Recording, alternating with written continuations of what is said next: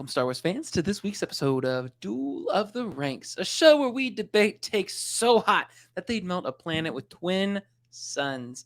My name's Brody, and I'm joined by my co-host Amanda as we attempt to discover what story is truly the best from a galaxy far, far away.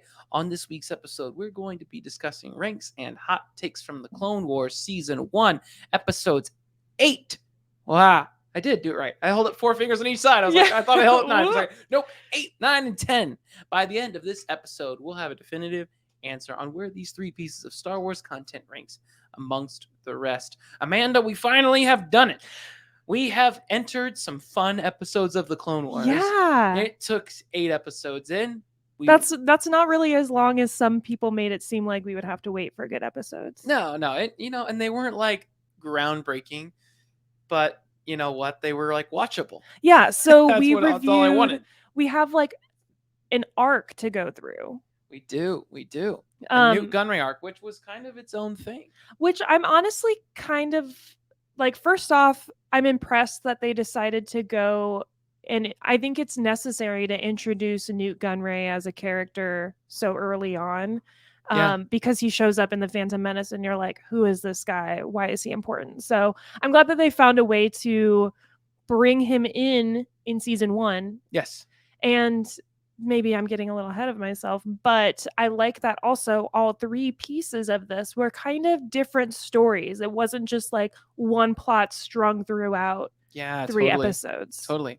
Well, let's take us through it. What was that first episode all about? Okay, so the first episode, episode 8, Bombad Jedi. On a diplomatic mission to the planet Rhodia, Padme discovers that her old friend and fellow Republic Senator Onaconda Farr has allied his planet with the Separatists. In exchange for food and resources for his people, Uncle Otto captures Padme and promises to deliver her to Nute Gunray. Sensing Padme is in trouble, Jar Jar Binks disguises himself as a Jedi with the help of C-3PO, courageously fight to rescue his friend and fellow senator. His name is Uncle Otto? Yeah, Uncle...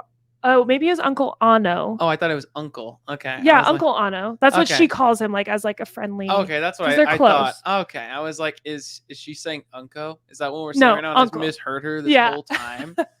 Just like, there's... Of course they're not family. What's wrong with you? Yeah, Brody? No, they're definitely different races. Okay. Yeah. Well, it's Star Wars. I don't know. So Uncle Anno is sort of like family to Padme, and she is taking this trip to try to keep his planet on the side of the Republic. And it turns out that Nute Gunray has already sort of bribed him into turning over Padme, and in exchange for resources for his people, which he needs. I loved this episode. Really? Even though it starred Jar Jar and C-3PO? Yeah.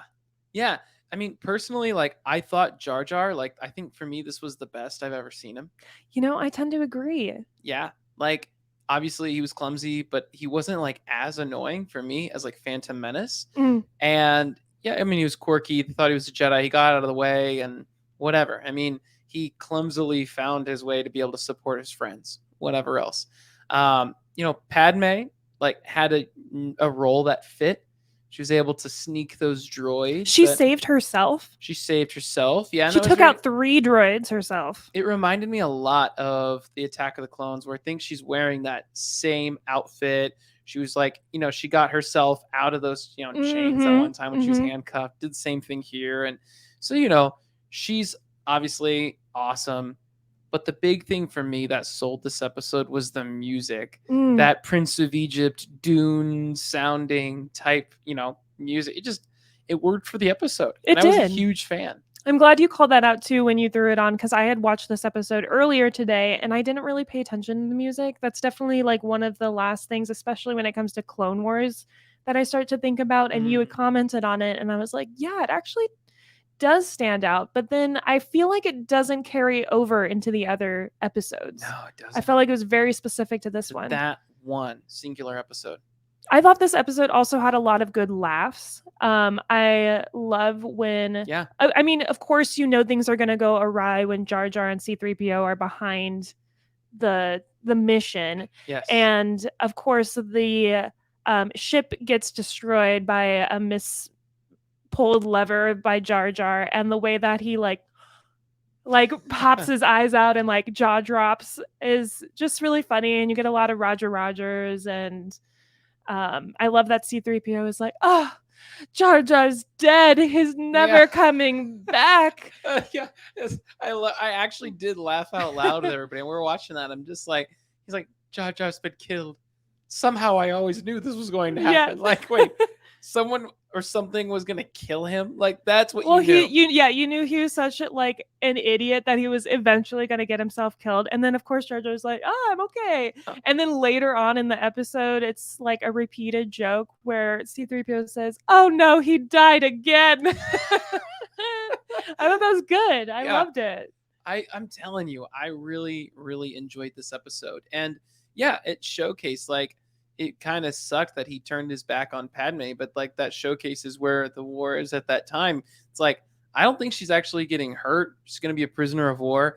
My people are starving. Mhm. And so I'm willing to do some pretty nasty things to, save my people. And ultimately he turns his back on them and, goes back with the Republic, knowing that they may or may not get the food they need Yeah. because, it's been held up in Senate forever. So I don't know. Overall, I mean, looking at the rankings here for this episode. Oh, what about the we also had like a cool monster like slug caterpillar type thing. I thought that was like a fun weird alien monster. Yeah. Yeah, that was fun. I mean, like, it was cool to see. And I I, think they were there was kind of funny. They were like, the Jedi summoned it or whatever. And it's like, I don't know. I totally had Darth Jar Jar vibes when I saw him put on the hood with yeah. the whatever. But, as much praise as we're giving this episode, it's only got a 63.4% from us, which is interesting because we're like praising it. So that showcases how Yeah, but bad we're hard on it, of course. yeah, from a critical lens, when you look at it from a story perspective, it didn't really advance the story very much. You look at its own siloed story and you're saying, okay, there's the Rhodians. Padme comes in. They're trying to decide if they, well, I mean, they already decided they're going to be part of the Separatists. They saw what they're all about. Ultimately, they decide to join the Republic. And then, Padme along the way becomes captured and then is freed. So there's not a lot there. Right. And same with the characters. There's not really a lot to chew on, but it's fun, easy watching. Not a lot to break down. You also commented when we were watching it, like the animation of Padme running down. Like rough. the technical aspects continue to get low scores from us because I mean, they're just not there yet. And that's understandable. That's going to be something that we have to take into consideration. But I will admit that I didn't know exactly what these 3 episodes were going to be about at the start. Like I knew that we were going to be watching an arc, and I was very scared that all 3 episodes were going to be about C3PO and Jar Jar saving Padme. So I'm really glad that it gets resolved at the end of this episode because that would have been that would have been rough. I know. Yeah, I mean, overall, this episode, while it was a good amount of fun, looking at it, I mean, yeah, the music was great. That's the highest score for me, but it got a 63.4% from us overall. And we also need to shout out, first off, KG showed us some love in the comments here for our new studio setup that we're still working on it. We don't have a DeWalt screwdriver behind us anymore. We actually have a lights and, other decorations and things. Yeah. So if you're not watching the YouTube channel, you're missing out. You're missing out. So jump on the live sessions, but it's going to be a lot of fun. KG, we do need to ask though, have you done your homework? Did you watch the episodes? Are you caught up yet? Because now we're starting to enter the good stuff. Yeah. So let's go into the next episode. Amanda, what was it all about? Okay, episode 9 is called Cloak of Darkness. Ahsoka and Jedi Master Luminara escort captured Viceroy Nute Gunray to Coruscant to face trial for war crimes, unaware that Count Dooku has dispatched his deadly apprentice assassin, Asajj Ventress, to free or silence Gunray and eliminate the Jedi. Ooh, now we took a step up this episode. It got a little bit darker. Yes, it did. And I love that we are now focusing on like kind of entirely new characters in this arc. Like Nute Gunray is a character and his like he is sort of the through line for this plot, but to have Master Luminara and Ahsoka be teamed up, like that's such a fun opportunity. Like we can get Anakin and Ahsoka whenever, but I love that they paired those two girls up. Now, I heard everything you just said there. So in the comments, our most loyal listener, or most loyal live listener out there, KG said she had a busy week. I'm telling you what, maybe we should offer something new for folks who want to do this with us. Should we do live watch parties of these things? I know other podcasts that do it. We're already watching it together. Should we start offering this so that way?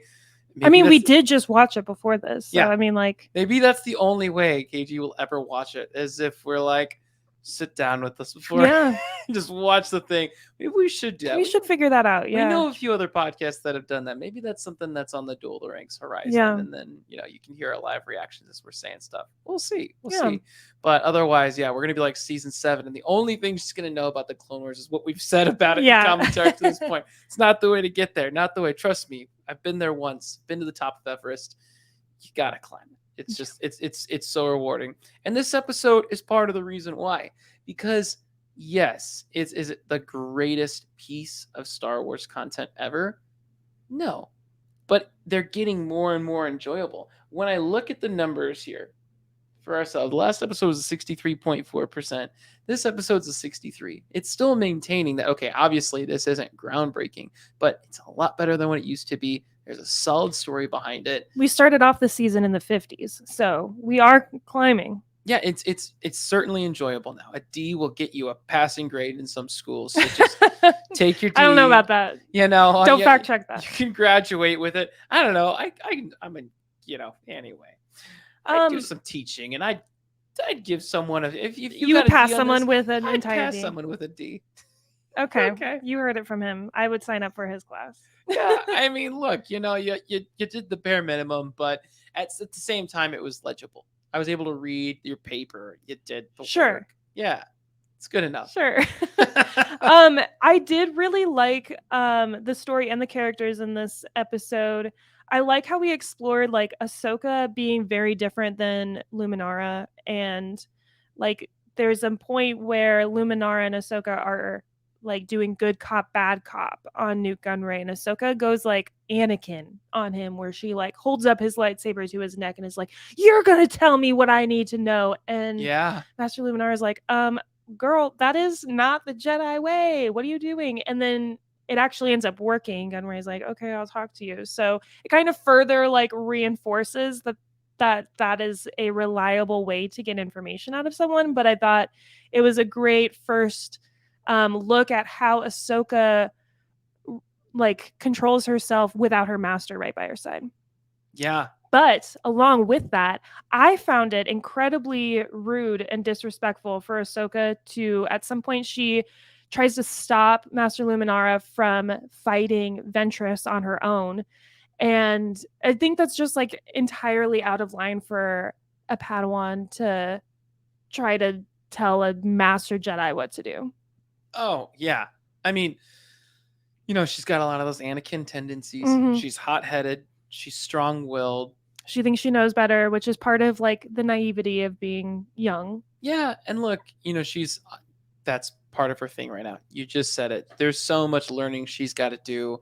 And, she's going to do some of that this episode. And Luminara, was humble enough to say, yeah, you were right, which I thought was pretty cool because, Jedi Master, we paint them as these arrogant figures, but humble enough to say, yeah, like, and what's also interesting too, she kind of mocks Asajj Ventress's fighting style, saying it's unpolished, unrefined compared to, she's like, I could tell you learned from Dooku, but you're not Dooku. Yeah. But Asajj Ventress was giving her the work. So, you're like dogging her, but at the same time, you wouldn't have done well against Dooku. So that just goes to show you there's levels to this thing. But I did give the technical aspects a much higher score this episode because Asajj Ventress's movements, to me anyway, maybe it was just because the lightsabers were spinning so fast, but it seemed a lot more fluid. Yeah.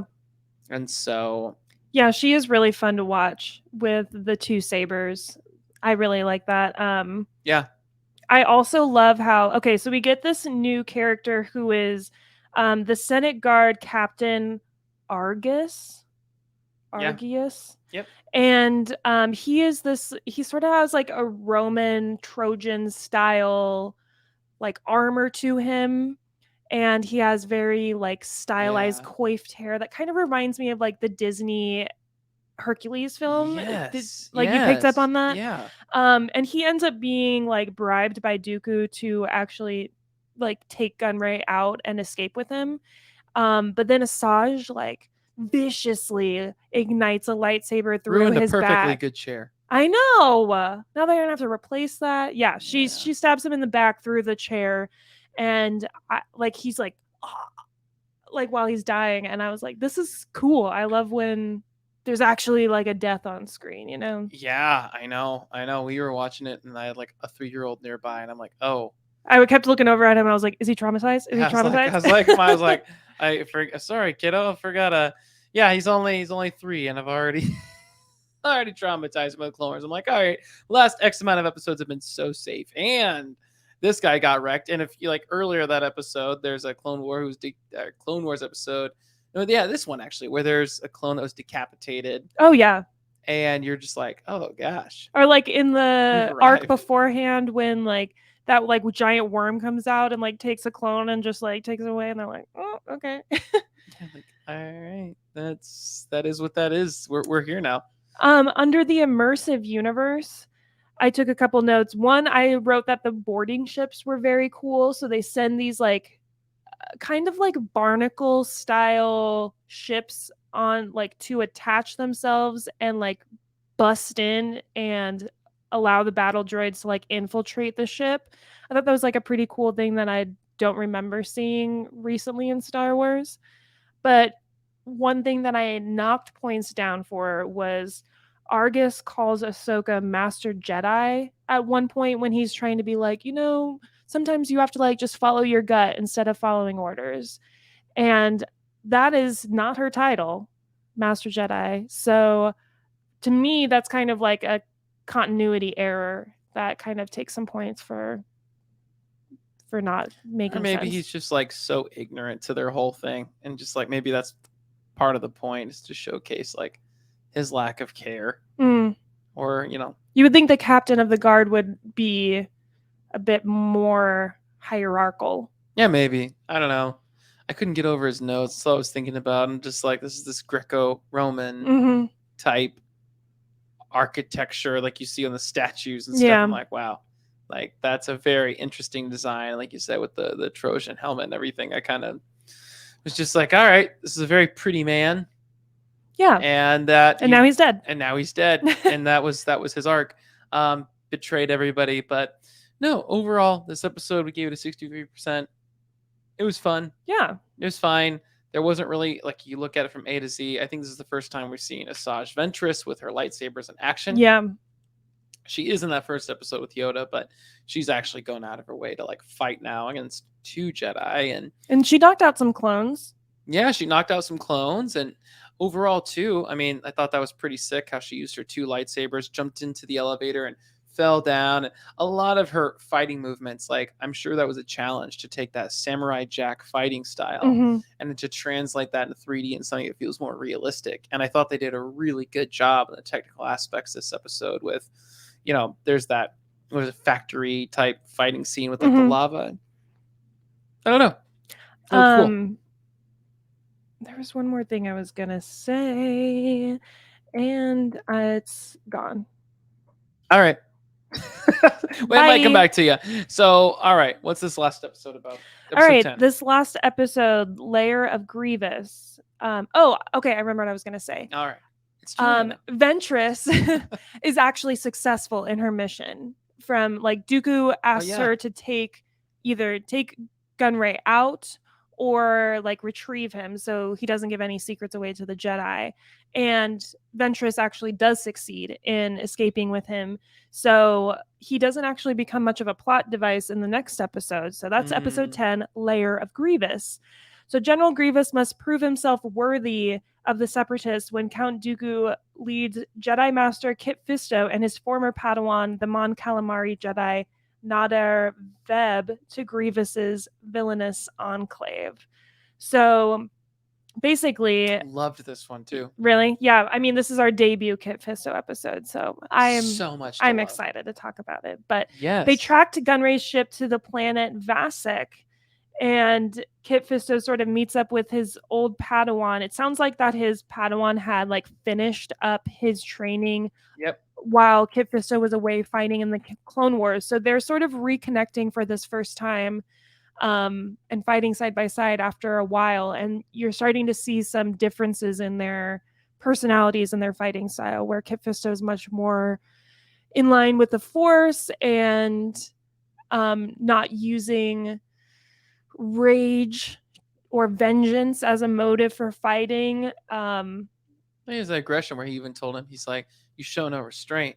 And you could see the same thing with Ahsoka that last episode. Yep. Where there's these younger Jedi who are growing up in war. Mm-hmm. And that's, I mean, they're just so, by that reason, they're easily blinded by things. Yeah, it's very different being trained before a war than like during one.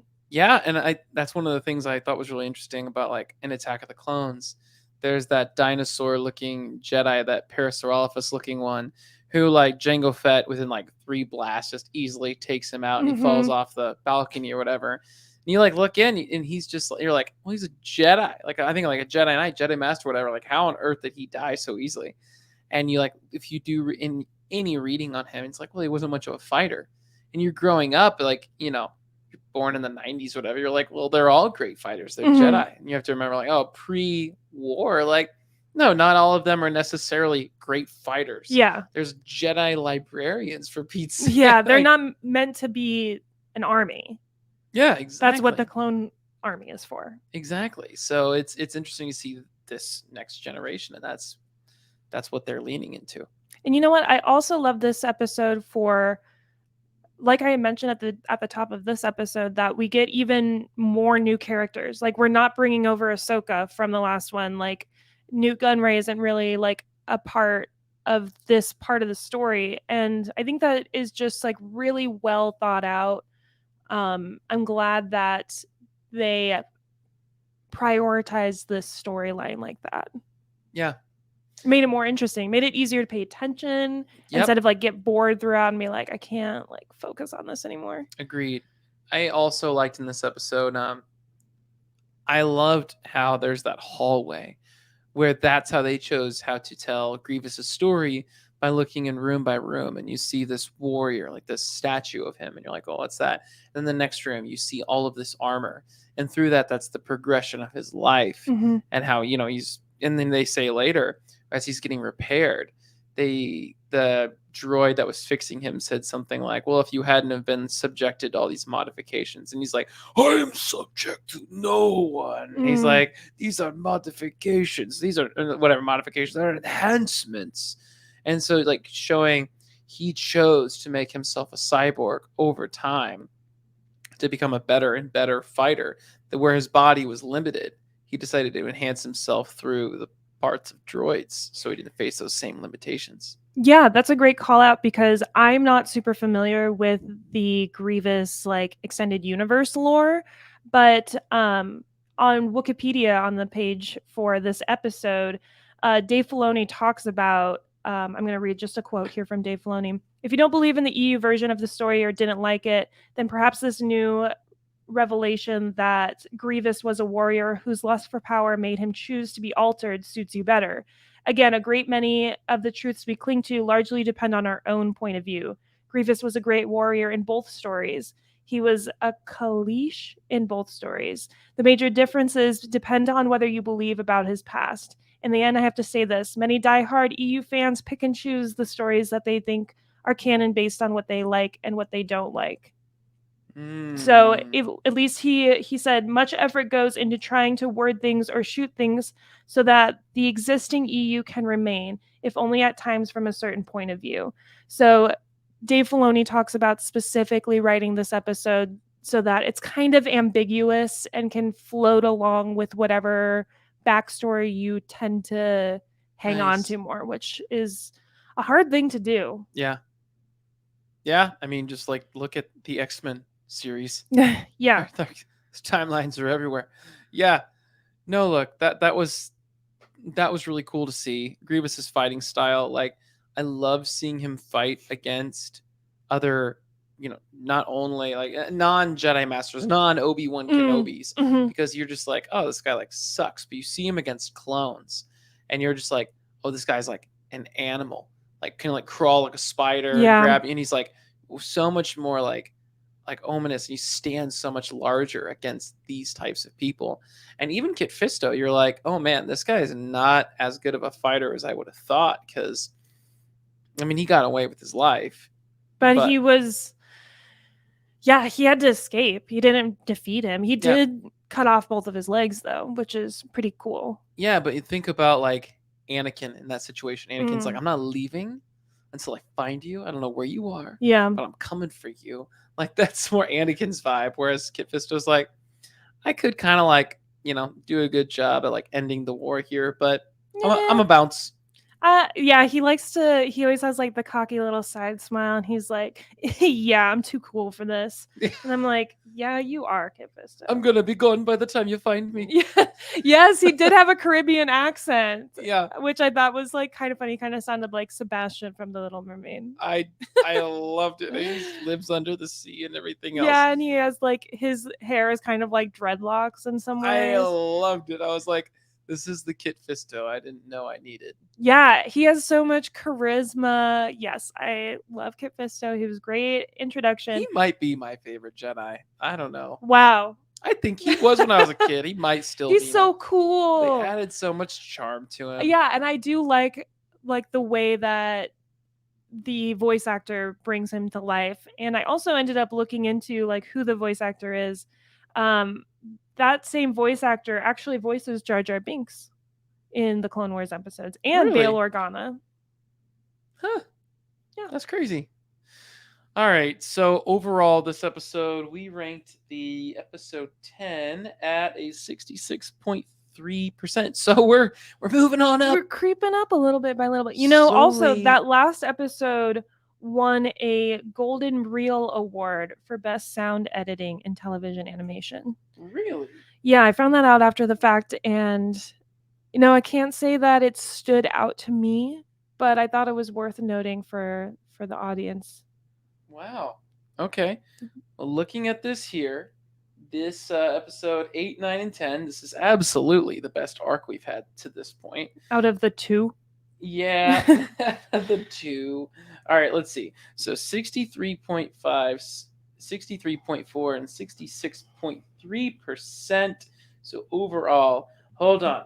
Drum roll, please. Drum Average roll. for these three is, well, something in between 63 and 66, 64.4. And you compare that to the Malevolence arc, that was a 53.6. Oof. Episode 6 and 7, which was the R3S6 arc, was 49.65. Oof.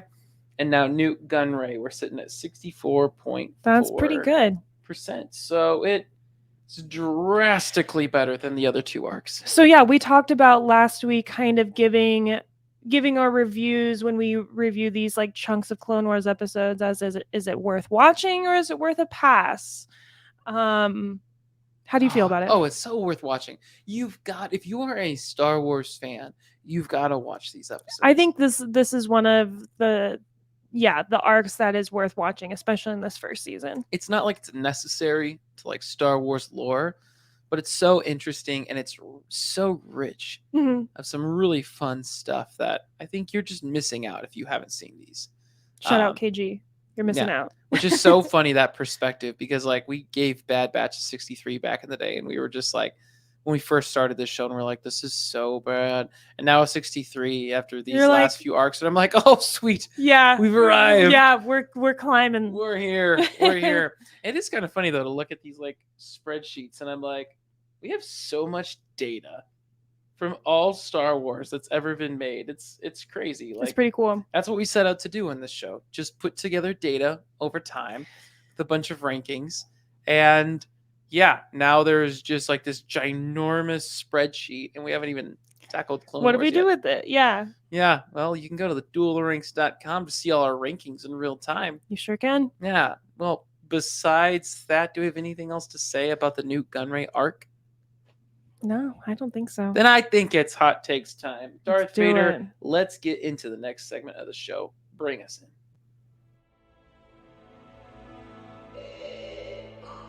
be too proud of this podcast you've constructed. The ability to rank content is insignificant next to the power of an exceptional hot take. All right. Tonight, it was my turn to come up with a Star Wars hot take or find something. So I decided to do something very, very easy because, it's been a busier week, and just go to Reddit. Yeah. And so, let's just read some of these and see what we think. Yeah. All right. First and foremost, first hot take I see. Captain Phasma should have never been promoted beyond lieutenant. I'm going to upvote that. I haven't read Phasma, and I feel like I don't want to deny a woman's promotion without knowing her full resume, so I refuse to comment on that. And I personally just, if she was given the Boba Fett treatment, and if I were like a kid and I really liked her character like I liked Boba Fett, I would never have agreed with that person online. But you know what? I'm older now, and I gotta hold Boba Fett accountable too. He shouldn't have been drunk on that day on the sail barge. Captain Phasma, got punked twice by the same guy. Now I think Captain Phasma is better utilized and more interesting than Boba Fett, though. Not now. Not with Book of Boba Fett out. Maybe you can say that compared to the original trilogy, but compared to what we have now with all of his story with Attack of the Clones, all the way to the originals. Yeah, I think exclusively in film is what I'm... Yeah. Because we don't have the same... If we had the Phasma story, the Disney Plus series, then we would be able to have a different conversation. But I mean, there's no doubt she had the bones of an interesting character. But she got punked and she was sober. Boba at least was, I'm going to firmly believe he was just drunk off his mind on that sail barge. But I don't know. I mean, personally... So the hot take was what again? She should have never been promoted past lieutenant. And for me, I don't know. I can't say that's a hot take. Milk toast. I'm gonna say milk toast. Interesting. All right. Well, that's the first one. Let's. I have one too that I also grabbed from Reddit. Also, in the comments here, some folks think it's kind of hot, so we'll see. Also, KG said, are y'all over inflating that 63% just to get me to watch this series? Absolutely. Come on, just watch it. Catch up with us. You're missing out on the fun. All right. What's your hot take? Okay, so this one also comes from Reddit. It says, Kylo Ren's redemption and him being redeemed in general is more believable than Vader being redeemed, even more so retroactively after the prequels. Within the context of Star Wars, Kylo Ren's arc is believable from start to finish. I love Kylo Ren's arc. I'm not complaining about his arc. I'm not even complaining about the kiss. The amount of crap. That gets a lot. Didn't we have someone on the show too recently? No, we were guests on a show that we were talking about that. Oh yeah, and they hated the kiss. And I'm like, here's my thing. You're about to die. You're human. You're both you find each other attractive. I don't find that hard to believe. Yeah, no. And the whole time I was like, there's obviously chemistry between the two of them. Yeah. But we're kind of talking about more so his redemption. Yeah, just his redemption as a whole, as especially being compared to Vader's. Obviously Vader's meant more, from just everything for Star Wars up to that point. So, and it didn't feel anywhere near as forced as you had with Kylo Ren's. But I would understand Kylo's done significantly less damage to this point. And he was totally manipulated the entire time. Anakin did make his own choices. He was manipulated too pretty hard. But yeah. At the end of the day, look, Anakin was bad to the core bad. There was not much coming back from that. You should go ahead and watch Obi-Wan and watch that scene where they acted their asses off, and Ewan's just looks like he's just gonna break down, seeing Anakin's helmet all, Darth Vader's helmet all messed up, and you just see this look on Anakin's face, I killed him, and it's just pure hate. And I never ever got that. vibe from Kylo Ren. No, I got He tried really hard. I got unadulterated rage. Yeah. But not like, oh, I'm Evil. this. Yeah. Mm-hmm. Yeah, I think that is a really important distinction between the characters, because like Kylo Ren had so much pressure on him to live up to the standard that he was always like kind of beating himself up over it for not being good enough. And for some reason, like, I don't know, that doesn't feel as like heinous than like choosing to kill children. No. I mean, the craziest thing that Kylo did was kill his dad. But you could also argue, like, how close was he even to his dad? Was he around very much? And was, like, he went off to live with Luke. How young was he? So, like, how much did he even know his dad? And, like, was murdering him? And also, like, his parents just kind of, like, sent him away. Exactly. So, of course, there's reason to resent. Not saying that, like, you should kill your parents if you're so, of course, this was the logical thing to do. Murder. So what do you think of the take? Is it a hot take? No. Really? No. You don't think that it's a hot take at all?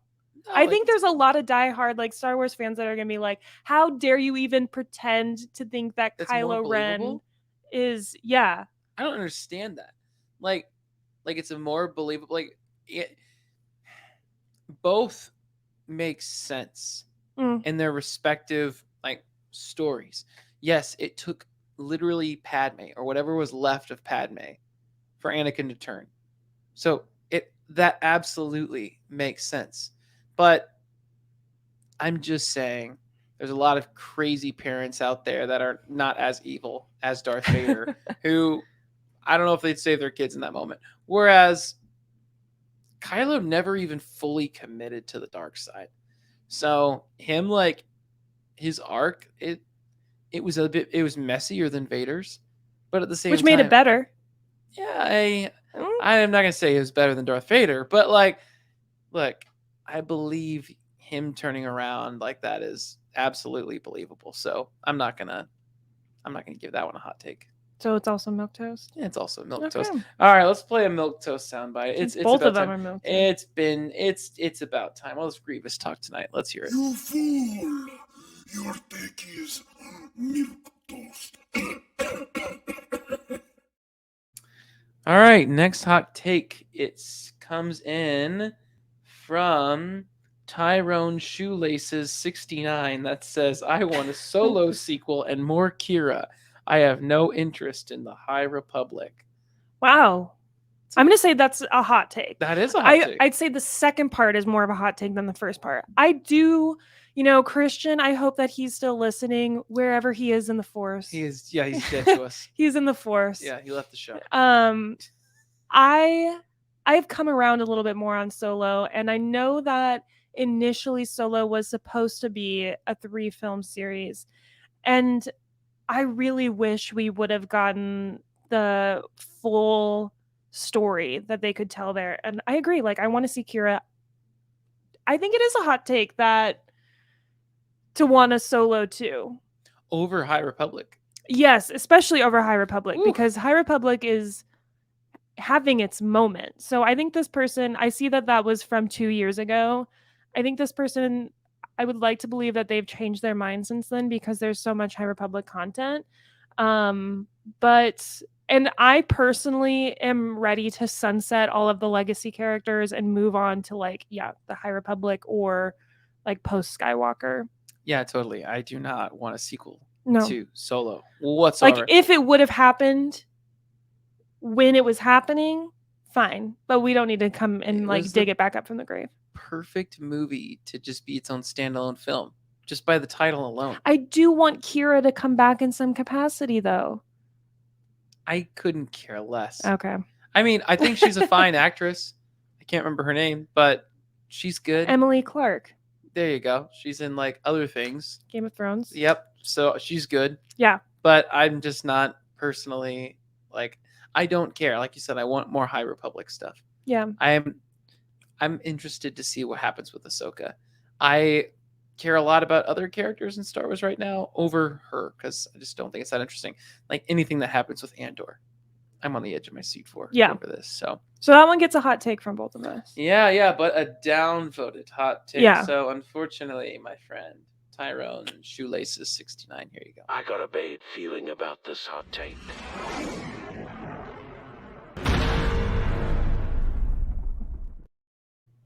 Does that about wrap us up for? I think that wraps us up. I mean, just going down this rabbit hole of Reddit. We can uncover them for miles. Gosh. Yeah. This is crazy. Now, I don't know. For me, I'm just so excited with where Star Wars is going right now. I mean, I know there's a lot of folks who are, not going to be talking about Ahsoka with the writer's strike and everything going on, which we totally respect. I know that folks didn't listen in last week. We are still going to be talking about Ahsoka with all that going on, which if you want to provide your reasons why. Yeah, I am very pro-union and have been keeping tabs on the SAG-AFTRA strike and the writer's strike, and of what I've read as of now, there is not a boycott for us podcasters who do not make any money, who do not have the actors guest starring or talking about or promoting their projects. We're still allowed to watch and talk about it without being scabs. And if that changes and they want us to boycott watching and talking about it, period, then we'll have to adjust. But as of now, we encourage people to watch the shows because that will at least show the numbers that people want this content. This is good stuff. Pay them for what they are worth. We advocate for all of those reasons. So yeah, we'll still keep covering it, and we would love to have some guests on while we cover Ahsoka if you're comfortable joining. So we have a couple people on the dockets that will. I know. Look at us rebels. Never thought I'd see the day be rebel talking about Star Wars content. Oh, Diet and the Force is in the chat. They said High Republic is that new. Survivor and now Acolyte will bring all the fans to the yard. I am very excited about Acolyte and how that will crack open an entire new generation of Star Wars fans. I know. And when along the Survivor point, it's just that's the sole reason I want to buy a PS5. It's because of that game. Jake just I was gone last week, as we know.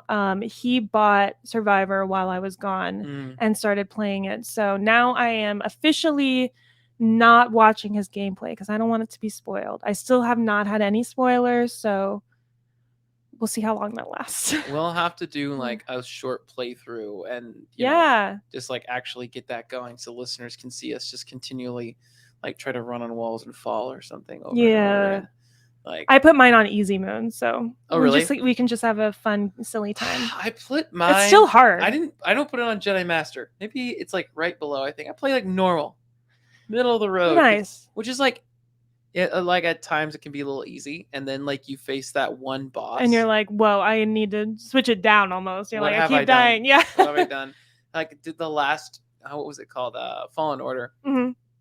What was it? The lady you fight at the end, the Night Sister you fight. Mm-hmm. The Night Sister. What am I talking about? The guy? No, the lady who was the. No, what's her name? Not the ninth sister. She was the one in the Kashyyyk jungle. I'm the sixth sister or something like that. You fight her before Vader comes out. There's no winning. Right. So anyway, I had to end up looking how to beat her easily. And so it's that stupid way of beating a game where you have to kind of jerry-rig it. So you run on one side of the map and it kind of spams she's going to throw one thing and you kind of predict the movements and you can piece away at her over an hour of throwing your lightsaber or something like that. So that's how I won the game and I have no shame. See, I've still been playing Tears of the Kingdom. That's my focus. And eventually I'll have the guts to sit down and play a hard game. I mean, not to say that Tears of the Kingdom's easy. Dyad said they played on Grandmaster, so that's I'm not surprised. They're just that's impressive. Yeah, I'm surprised Dyad can't physically use the Force. Yeah, if they're just that's where I'm putting my money. If anyone becomes a Force user, it's gonna be Dyad. That's the thing. It's we, our background and, literature and some other things we've done, we understand how to critique some stuff from time to time, depending on the type of media it is. That's all we'll say about what we do with our living. But I don't even want to say like we love Star Wars, but we're not like We're not we lore don't- masters. No, we're not lore masters. And that's where you got to go check out things like that because they know just about everything there is to know. Yeah. I don't even know what that language is called. Not Arborish? Arborish. I was about to say it's not Arabic. Something. It's not Arabic. Yeah, it's Maybe they know Arabic. Yeah, it's paintbrush. I don't know. Anyway, well, that's this week's episode. Of Wait. Duel of the Ring. Oh no. Before we go out, there's I more. planned for us to have like one more tiny segment. Oh, you just did. Just she did. I forgot all about just this one. on the current topic of Barbenheimer, as it pertained to last week. Oppenheimer and Barbie both came out. If you're living under a rock, You've still heard. You probably have heard of it. So I thought we could do just end of the episode with some fun, like quick response. Which characters do you think would be going to Barbie or Oppenheimer or doing both? So I'm just gonna like rattle off some names and you tell me if you think they're gonna see Barbie or Oppenheimer or both. All right. Ahsoka. Oh, I mean that's. I think she's gonna see Oppenheimer. Really? I wrote Barbie. You think so? Oh yeah. I mean, well, what age of Ahsoka are we talking? That's the thing. That's the thing. Barbie's for all ages. It's true. I just to see Ahsoka like more than these days. It's just sad. The world sucks. But that theme is in Barbie too. All right. I think Ahsoka will relate to the girlhood story of Barbie. I think she goes to Barbie if like Sabine is like, I'm going to Barbie. Which Sabine's totally going to Barbie. And she's like, all right, I'll go with you. Yeah. That's how Anakin. I'm gonna put him as Oppenheimer too. Yeah, I'm also going to. He's destruction, power. Yeah. Destroyer of worlds. Obi-Wan. I put him in that Oppenheimer camp too. I put Obi-Wan in Barbie camp. I Really? see Obi-Wan having big Kenergy. I think he would just want to go with the girlies and have a fun time watching Barbie. I mean, yeah. I mean, I can't see him like getting hyper into either. So Rex. Oh, Barbie. I put Barbie too. Yeah, nice. yeah. We're on the same page with that one. Yeah. Palpatine. Oh, Oppenheimer. Oppenheimer. Yeah. Padme. I'm gonna say Barbie. Barbie. The girls are going Barbie. Ventress. Oh, that's a good one. I'm gonna say Oppenheimer. I wrote down that I think Ventress would do the double feature. I think she would start with Oppenheimer and then she would go see Barbie afterwards and then probably hang up the lightsabers and just like quit. All right. Okay. Fair enough. Okay. Dooku. You know what? Dooku is totally a both in my mind, but he's gonna see Oppenheimer, but he won't tell anyone he saw Barbie, but he wants to see it. I love that. But Yeah. he's gonna wait till it's like available for streaming. I feel like Dooku has this like unknown like daughter that I feel like he or like a niece or something that he would like want to treat to like go to see Barbie with. Yeah, no one knows about it. That would totally be Dooku. Okay, and last one, Grievous. I'm gonna put him in Barbie. He's obsessed with accessories. And... that is a good point. I wrote Oppenheimer, but he would leave halfway through because he doesn't have the attention span for a 3-hour movie. He'd be like, "Oh yeah, this will be cool," and then he'd be like, "Oh, it's actually more of a drama. I have no time frame." Yeah. But yeah, I definitely see the Barbie appeal to it too. He's like looking. He's only going for inspo. That's it. Yeah. That's it. That's the Yeah. only reason I he's love at it. Barbie. So that's where we should end this. Yeah. Well, that was an amazing segment. Hope y'all enjoyed it. If you want more Duel of the Ranks content, Google us. Amanda, where all do we exist with stuff? You can check us out at dueloftheranks.com, which has all of our episodes, where everything that we've ranked falls on our list. So you can go through and comb through and see where every episode falls. And we're also on X, formerly Twitter. Oh, is that happening now? Like, is that a thing? Yeah. Not... Even though Meta like trademarked X. Yeah. So like Twitter can't do it. Yeah, I kind of wish we could like bleep it out, but yeah, we are on there, and we're kind of dormant on another like social media, like TikTok and stuff like that. But We have pages, so go find they're it. there. But you can always catch up on our most current episodes on Spotify, Apple Music, and also on the live page on our YouTube channel. You can check out past episodes. So Yeah, there's a whole lot of them. We're coming up on 100 episodes, y'all. 100. 69% of podcasters don't make it outside of 10 episodes. And we're sitting here at whatever it is, like 95. So we're not stopping anytime soon. No. There's a whole lot more Star Wars content to do. So we're going to keep doing it. If you like our show, leave us comments, join our stuff. We love having you. Be here every single Thursday, 8 o'clock Central Time. Bring 5 of your friends. We're going to turn it into a multi-level marketing scheme. You just tell 5 of your friends and they bring 5 of their friends. And we got to offer to sell something. I don't know what we're selling yet. Selling enlightenment. Oh, now we're a cult. That's cool. I love that for us. Thanks. So yeah, that's Duel of the Ranks this week. Join us next week as we continue to break down the Clone Wars. It's going to be a whole lot of fun. We are going to let you folks know. We are going to be doing an Ahsoka bingo. So if you're interested in that, let us know. Otherwise, we'll see you next week for more Duel of the Ranks. Have fun. Have a blessed week. May the Force be with y'all. See you next week.